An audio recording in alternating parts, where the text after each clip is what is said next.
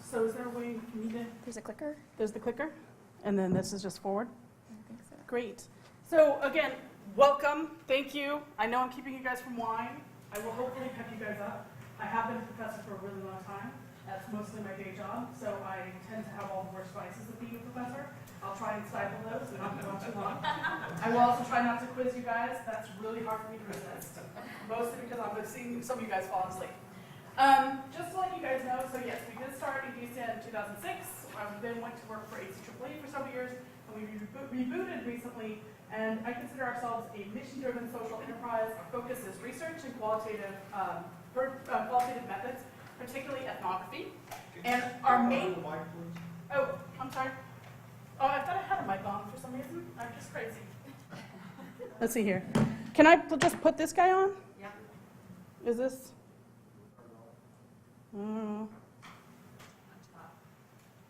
Hang on one second. There we go. Let me just mic myself up here. How's that? Is that better?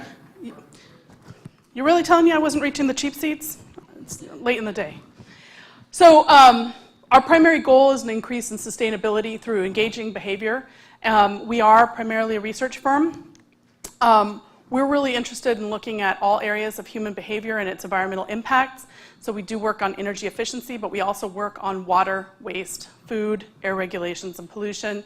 And we'll be talking a little bit about how some of the ways that we've looked at energy efficiency can also be applied to these areas in just a second. And again, another goal of mine is to increase people's understanding of the value of qualitative research, particularly the methods and theories of anthropology. So I am a cultural anthropologist, and I have studied culture, behavior, and sustainability for about 20 years.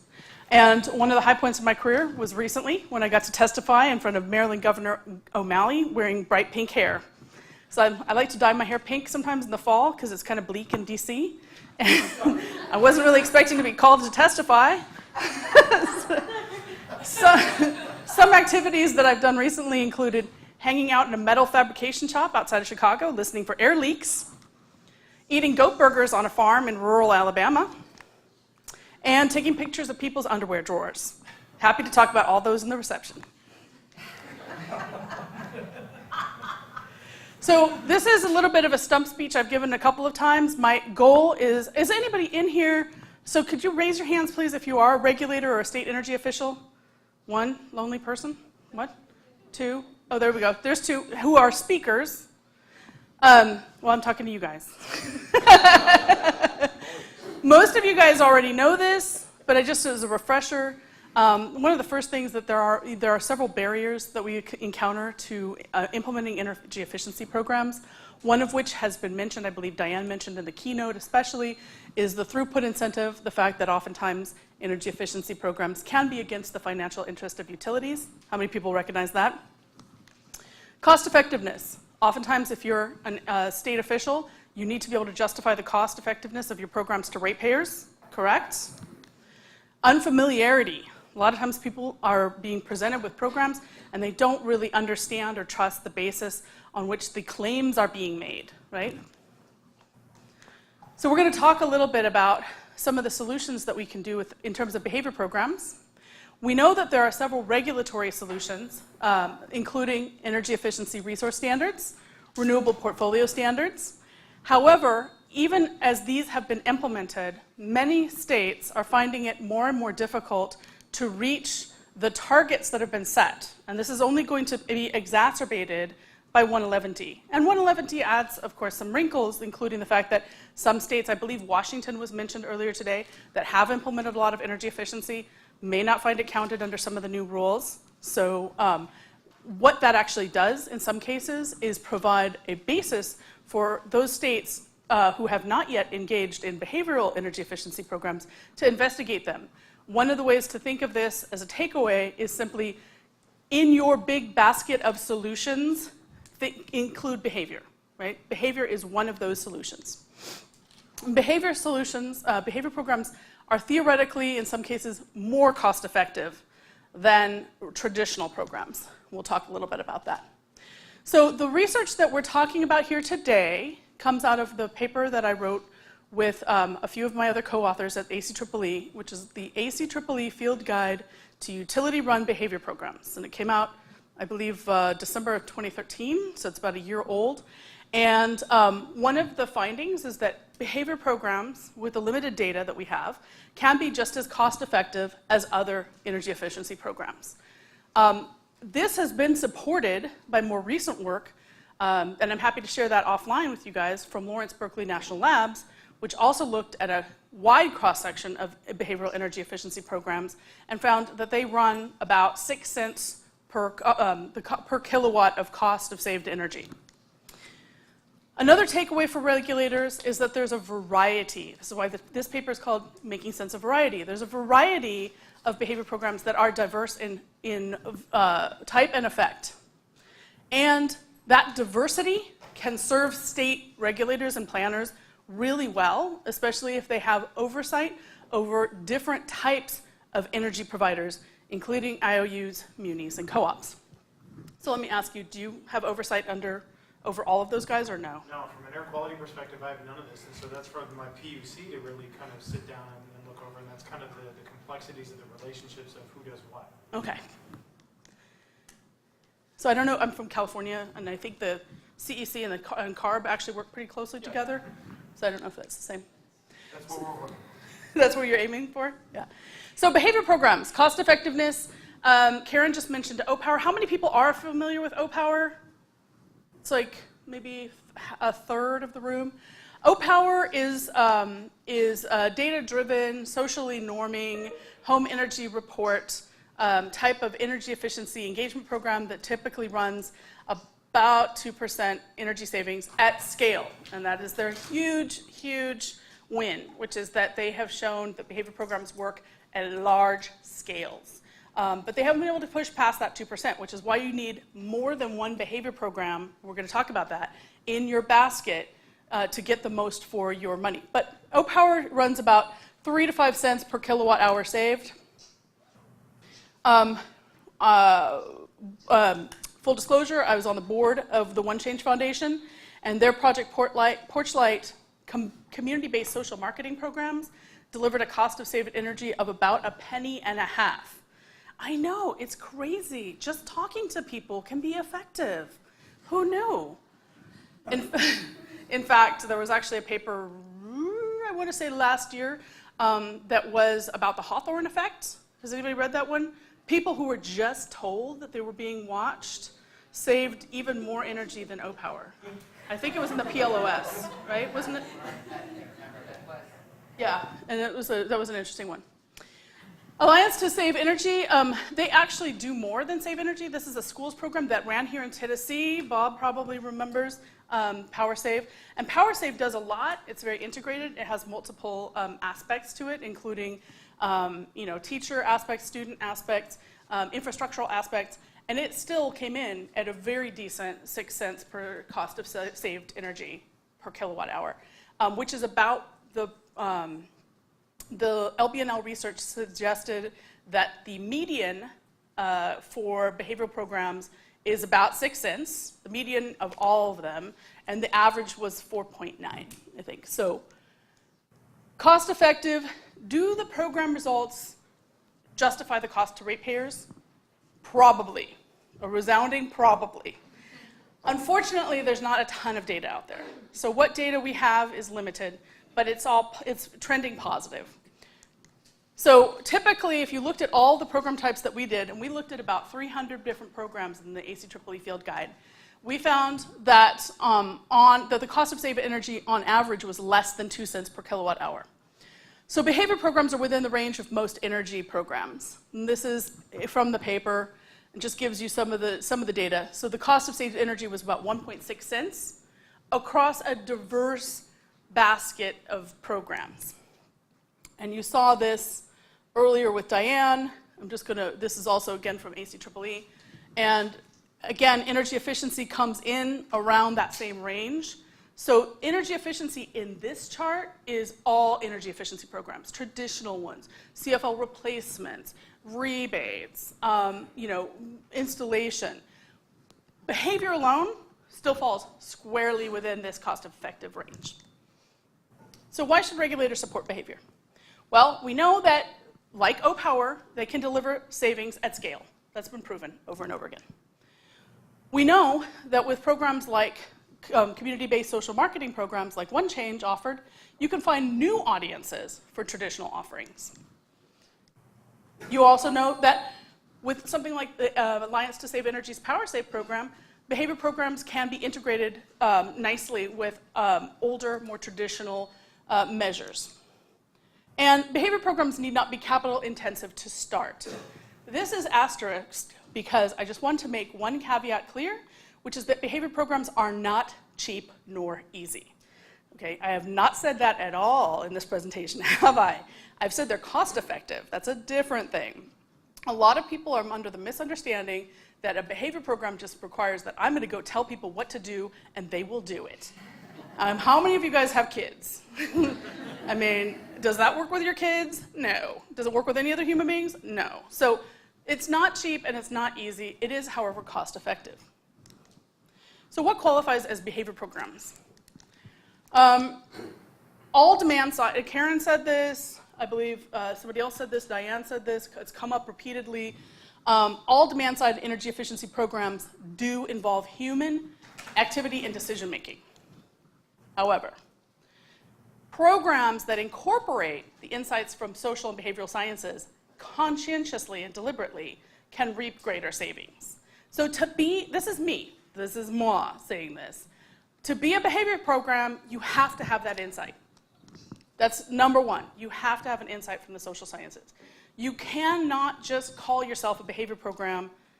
I'm not going to count that. And I am the ref at the end of the day. So every program needs an insight.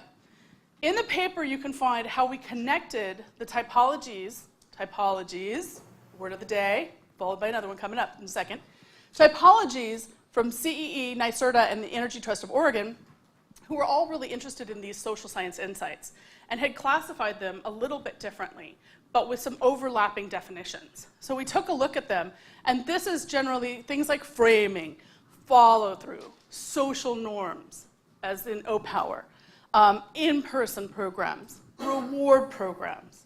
The list goes on. These are drivers. These are known as drivers of behavior. These are the underlying mechanisms by which behavioral programs work. So what should you ask for in a behavior program? Number one, which energy usage behaviors will be changed? Number two, how are the interventions grounded in social and behavioral science? Three, and don't get excited, I'm not done. Nobody gets to leave early. There will be homework. What specific behavioral strategy will be used? How is it based on those drivers? Right? If somebody comes to you as a regulator and says, I have a behavior program, one of the first things you should be like, okay, what's the behavior? We're not going to just label things behavior programs.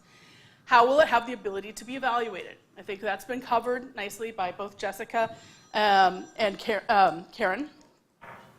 And is it designed using a logic model? Right? Do the inputs match the outputs? Right? Some of these things are really important. I think that's true for any program, but it definitely comes up in terms of behavior programs.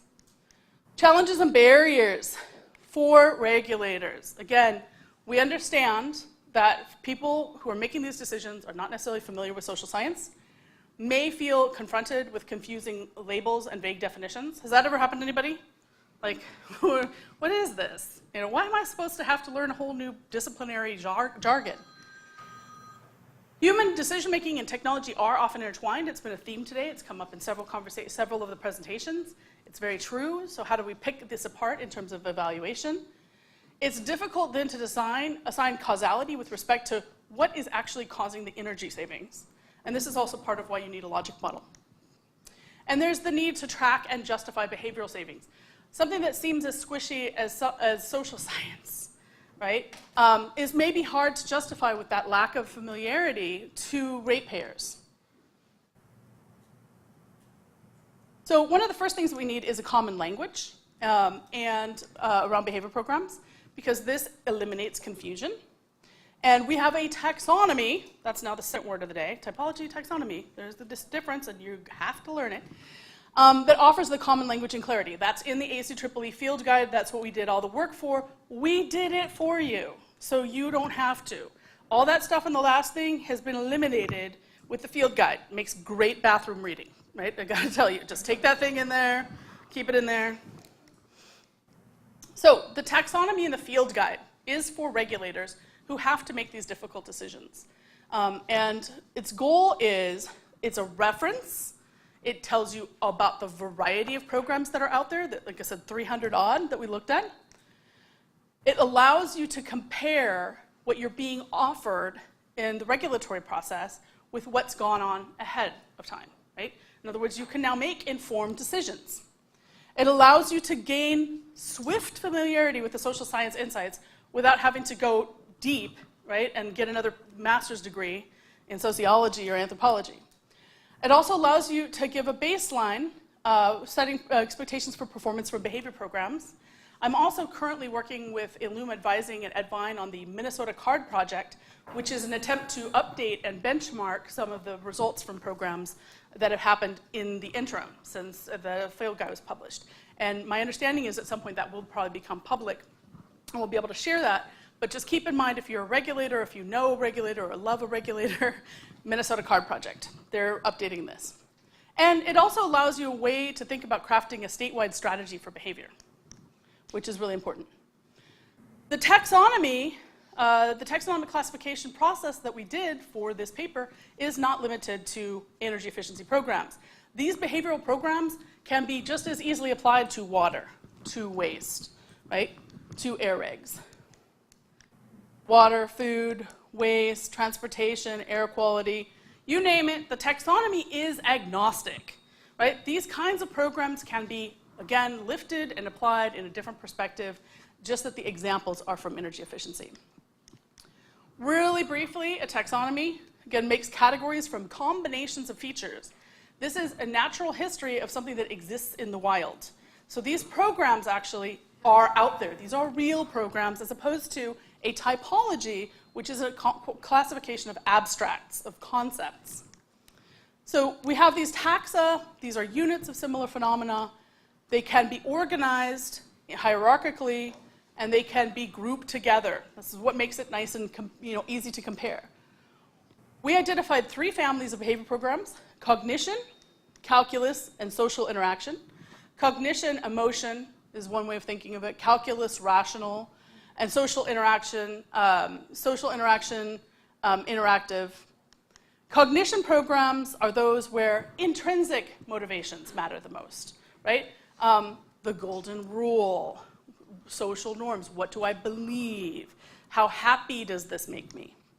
Rational calculus programs are programs where extrinsic aspects, reward, right? A growth in my status, right? Some type of external reward plays a motivating role. Social interaction, finally, are programs where their key drivers are grouped under sociability and belonging, right? Does this make me a part of a cool crowd? So cognition programs include communication efforts, social media, education. So communication efforts can be mass, they can be targeted. This could be cable, broadcast TV, radio, billboards. They can be enhanced billing. These are all ways that we communicate with them. They fall under, these are behavior programs. These are cognitive emotional behavior programs. I've got 0 minutes. Oh, please. Really? What? We've already been over a little bit. So Okay, well, I'm not done. So, let's vote. Do you guys want to see the rest of this? Yes. Okay, I know wine's coming. I know. Believe me, I want that wine too. Calculus, as I said, motivated by extrinsic factors. Feedback, games. I don't have a mutiny on my hands, do I? Incentives, home energy audits, installation. Social interaction includes human scale type programs such as community-based social marketing, person-to-person, peer champions, eco teams, online forums, different from social media, ask me over the wine, and gifts, again, different from a rebate or an incentive, right? Different drivers, different motivations. We are wrapping up, don't worry. one of the main things that whatever you do with your behavior programs, it's really important to track them. All behavior-based programs are measurable. Don't let anybody tell you different. Okay? All behavior-based programs are measurable. The social sciences are not squishy. We have methods.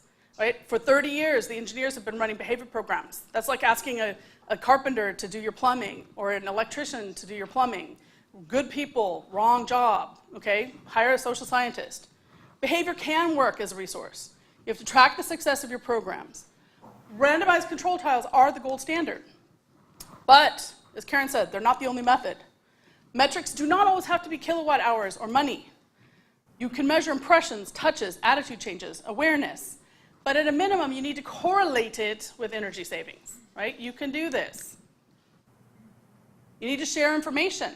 Currently, the collection of data varies wildly from state to state. And we need centralized locations, uniform presentation, standardization. And I'm done. Go to our website for links to tons of content, including other slideshows and lots of other helpful things. Thank you very much.